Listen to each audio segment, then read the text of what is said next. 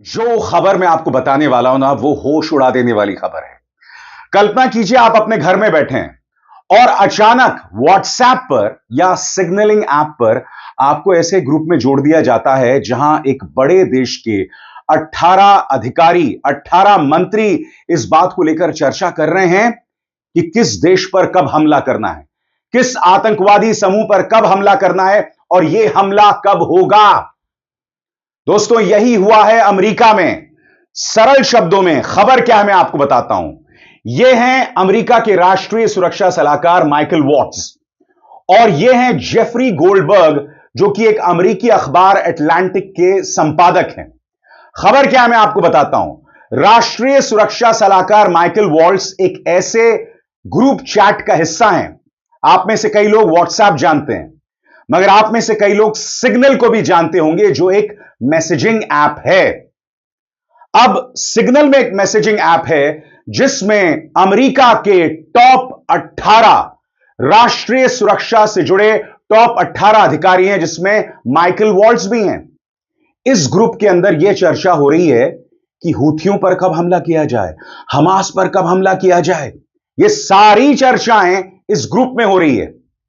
सबसे बड़ी गैर जिम्मेदाराना बात तो यही है कि यह सारी जानकारी एक ग्रुप के अंदर है, ग्रुप चैट के अंदर है, जिसे हैक किया जा सकता है। जी हां, पेगासस के जरिए या अन्य उपकरणों के जरिए यह जानकारी जो है हैक हो सकती है और दुनिया भर में इसे सबसे बड़े बिडर को बेचा जा सकता है। खबर यह है कि राष्ट्रीय सुरक्षा सलाहकार एक अमेरिकी पत्रकार को गलती से इस चैट का हिस्सा बना देते हैं। जेफरी गोल्डबर्ग को पहले विश्वास नहीं होता है। वो सोचते हैं कि मुझे एक ऐसे ग्रुप का हिस्सा बना दिया गया है जहां अमेरिका के टॉप अधिकारी यह चर्चा कर रहे हैं कि हूथियों पर कब हमला हो, हमास पर कब हमला हो और यह हमला कितने बजे किया जाएगा। दोस्तों, यह वो चैट है जो वायरल हो रही है। आप देख सकते हैं इसमें बाकायदा तमाम चर्चाएं हो रही हैं। यह चर्चा क्या हो रही है कुछ देर बाद, मगर यह खबर अपने आप में होश उड़ा देने वाली है। डोनाल्ड ट्रंप की इस मुद्दे को लेकर जग हंसाई हो रही है। राष्ट्रीय सुरक्षा को लेकर इस कदर खिलवाड़, वो अमेरिका जो 9/11 के हमलों का सामना कर चुका है, अब उसके टॉप 18 अधिकारी एक ग्रुप चैट के अंदर यह चर्चा कर रहे हैं कि कहां हमला हो। और सबसे बड़ी बात, गलती से उन्हीं के राष्ट्रीय सुरक्षा सलाहकार उस ग्रुप में एक पत्रकार को जोड़ लेते हैं। खबर क्या है वो आपकी स्क्रीन पर। दोस्तों, डोनाल्ड ट्रंप के प्रशासन ने पुष्टि की है कि यमन में हूथी सशस्त्र समूह पर होने वाले हमले की जानकारी जिस एक प्राइवेट सोशल मीडिया चैट पर शेयर की जा रही थी, उसमें द अटलांटिक के एक पत्रकार को भी जोड़ लिया गया था। अमेरिका की आर्मी का अगला हमला कब और कहां होगा, यह ना हम जानते हैं ना आप, लेकिन हुआ यह है कि यह सेंसिटिव जानकारी एक पत्रकार के हाथ लग गई और जानकारी लीक करने वाला कोई बागी आर्मी जवान या दूसरे देश का सीक्रेट एजेंट नहीं, बल्कि खुद राष्ट्रपति डोनाल्ड ट्रंप के करीबी लोग हैं। अमेरिका के राष्ट्रपति ट्रंप के प्रशासन ने पुष्टि की है कि यमन में हूती सशस्त्र समूह पर होने वाले हमले की जानकारी जिसे एक प्राइवेट सोशल मीडिया चैट पर शेयर किया जा रहा था, उसमें द अटलांटिक पत्रिका के एक पत्रकार को भी जोड़ लिया गया। एक बार फिर दोस्तों, यह है जेफरी गोल्डबर्ग, द अटलांटिक के संपादक। उन्होंने बाकायदा इस पर एक लेख लिखा था और वो कह रहे थे कि जब मुझे इस ग्रुप चैट में जोड़ लिया गया तो मुझे विश्वास नहीं हो रहा था कि हो क्या रहा है।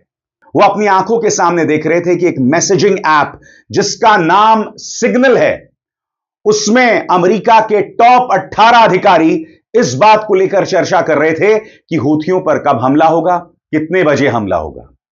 दोस्तों, आप बखूबी जानते हैं कि किसी भी सिग्नलिंग ऐप को हैक किया जा सकता है और डोनाल्ड ट्रंप की टीम इतनी गैर जिम्मेदाराना हरकत कर रही थी। और मैं आपको बतलाना चाहता हूं कि जेफरी गोल्डबर्ग ने अपने लेख में क्या लिखा, आपके स्क्रीन पर। दोस्तों, अपने लेख में क्या लिखते हैं गोल्डबर्ग।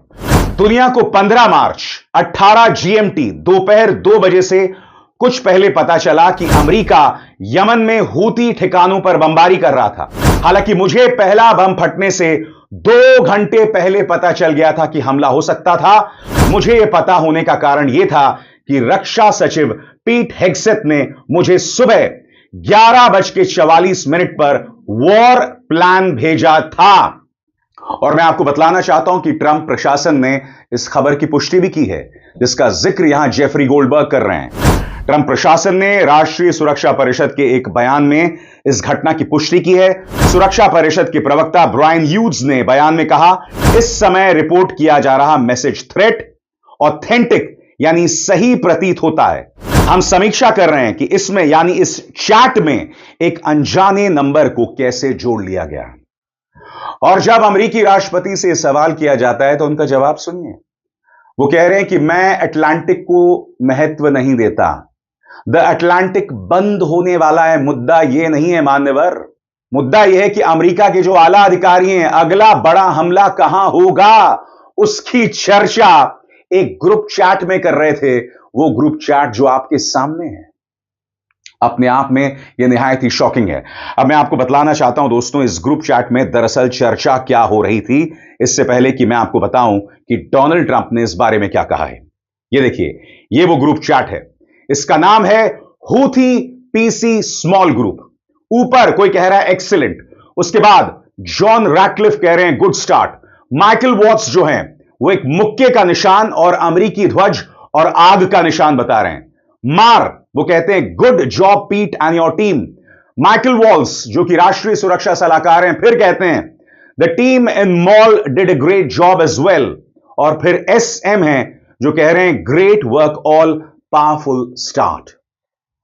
अब आइए सुनते हैं इस बारे में क्या कह रहे हैं अमेरिकी राष्ट्रपति डोनाल्ड ट्रंप। उनसे सीधा सवाल पूछा गया, मगर वो सीधा प्रहार किस पर कर रहे हैं?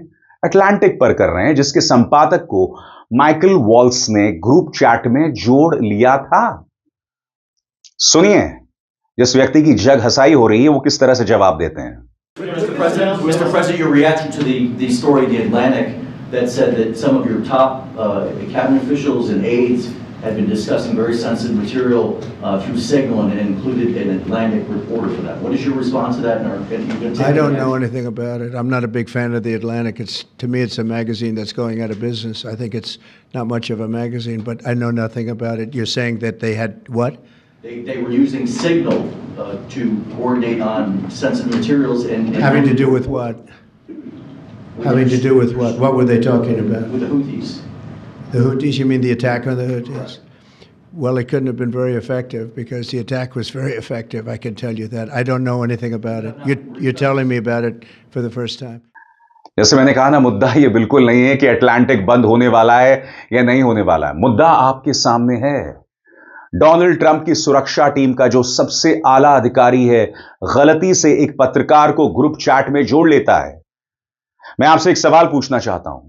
आप सब जानते हैं आज की तारीख में हर मैसेजिंग ऐप को हैक किया जा सकता है, चाहे वो व्हाट्सएप हो, चाहे वो सिग्नल हो।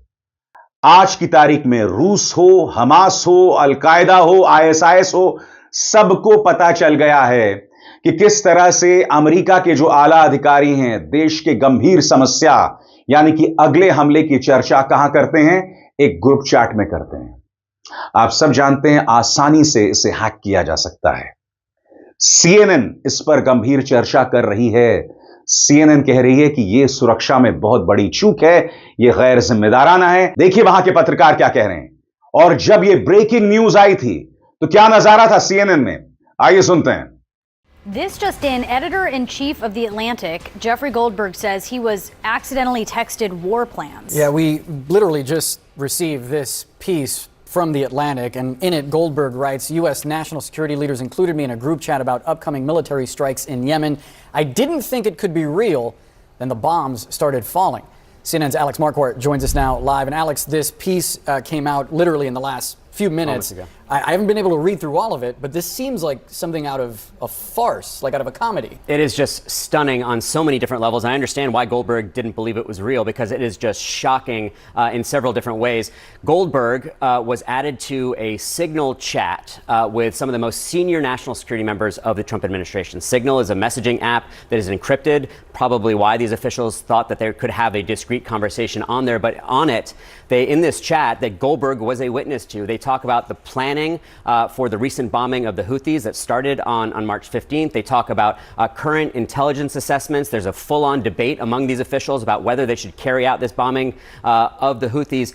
And these are conversations that could be in violation of the Espionage Act. Now, this group was started, it looks like, by the National Security Advisor Mike Waltz, who called it the Houthi PC Small Group. PC refers to Principals Committee. The principals in the administration are the senior most officials. And among that group of senior officials, you have the National Security Advisor, the Vice President, the Secretary of Defense and of State, the Director of National Intelligence, the CIA Director, Steve Witkoff, the Special Envoy, the Chief of Staff to President Trump, and the list goes on. There are 18 of them.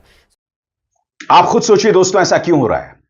ऐसा इसलिए हो रहा है कि जब एक देश एक व्यक्ति की जिद पर चलता है, ध्यान से सुनिए मैं क्या कह रहा हूं, जब एक देश, चाहे वो अमेरिका हो या भारत, जब एक व्यक्ति की जिद पर चलता है, जब एक आदमी को महान बताया जाता है, जब एक आदमी को विश्व गुरु बताया जाता है, तब इस तरह की हरकतें होती हैं।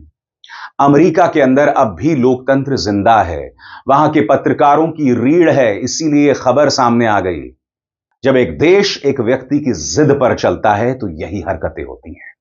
इससे पहले कि मैं आपको बतलाऊं कि इस घटनाक्रम की क्या आलोचना हो रही है दोस्तों, एक बार फिर एक अहम जानकारी। आप लोग मेरे कार्यक्रमों को कैसे हासिल करते हैं? जब आपको नोटिफिकेशन आता है आपके मोबाइल फोन पर, सिर्फ इसका इंतजार मत कीजिए दोस्तों, खुद जाइए मेरे चैनल पर, मेरे कार्यक्रमों को खंगालिए, रहिए अपडेटेड और हां, मेरे हाथ मजबूत कीजिए, मेरे चैनल को ज्वाइन कीजिए। स्वतंत्र और आजाद पत्रकारिता का समर्थन कीजिए, सच में मेरा साथी बनिए। बहुत आसान है दोस्तों, इस ज्वाइन बटन को दबाइए और आपके सामने आएंगे ये 3 विकल्प, इनमें से एक चुनिए और सच के इस सफर में मेरा साथी बनिए। तो मैं आपको बतला रहा हूं दोस्तों, अमेरिका के अंदर जो हुआ है उसमें ट्रंप की जबरदस्त जगहसाई हो रही है। दुनिया भर के बड़े बड़े नेता यह सोच रहे हैं कि अमेरिका में हो क्या रहा है। एक ग्रुप चैट बना दिया जाता है जहां इस बात की चर्चा हो रही है कि अगला हमला कब होगा, कैसे होगा, और बात वहां नहीं रुकती है। खुद राष्ट्रीय सुरक्षा सलाहकार गलती से एक पत्रकार को उस ग्रुप में शामिल कर लेते हैं। CNN ने इस बारे में क्या कहा है उसके एक एक शब्द पर गौर करने की जरूरत है। यह खुलासा कि राष्ट्रपति डोनाल्ड ट्रंप की राष्ट्रीय सुरक्षा टीम ने यमन में सैन्य हमलों पर चर्चा एक अनक्लासिफाइड ग्रुप चैट में की, अमेरिका की गोपनीय जानकारी और खतरनाक मिशन पर तैनात सैनिकों की सुरक्षा को लेकर एक लापरवाह रवैया दिखाता है। अटलांटिक के एडिटर जेफरी गोल्डबर्ग के मुताबिक, जिन्हें गलती से इस चैट में जोड़ दिया गया था, यह घटना राष्ट्रीय सुरक्षा प्रक्रियाओं में ढिलाई और कुप्रबंधन की ओर इशारा करती है, खासकर तब जब अमेरिका कई वैश्विक खतरों का सामना कर रहा है। इसके अलावा जिस तरह से बातचीत के लिए सिग्नल, एक एनक्रिप्टेड ऐप का इस्तेमाल किया गया है, जो फिर भी विदेशी खुफिया एजेंसीज के हैकिंग हमलों के प्रति असुरक्षित हो सकता है, वो यह भी दिखाता है कैसे गोपनीय जानकारी से जुड़े सख्त नियमों की अनदेखी हुई। अगर ऐसा किसी जूनियर अधिकारी ने किया होता तो उसे बड़ी मुसीबत का सामना करना पड़ता। मगर यह किसने किया है? यह किया है अमेरिका के राष्ट्रीय सुरक्षा सलाहकार माइकल वॉल्स ने। यह खबर क्यों खतरनाक है? क्योंकि अगर दुश्मन को पहले पता चल जाए कि हमला कहां होना है तो जाहिर सी बात है उसे बचने का रास्ता मिल जाता है। मगर उससे भी बड़ी बात जिसका जिक्र CNN का यह लेख कर रहा है कि सैनिकों की जान खतरे में आ सकती है। इतनी बड़ी खबर, क्या कोई जवाबदेही है अमेरिका में? डोनाल्ड ट्रंप उसे हंसकर टाल रहे हैं, वो उल्टा सवाल अटलांटिक पर उठा रहे हैं। मगर इससे पता चलता है दोस्तों, यह आदमी अपनी जिद में अमेरिका को कहां लेकर जा रहा है।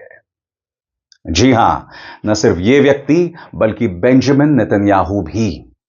अपनी जिद, अपनी अहंकार के चलते इन्होंने देश की क्या हालत कर दी है और आने वाले दिनों में क्या हालत करने वाले हैं, आप और हम इसकी कल्पना भी नहीं कर सकते।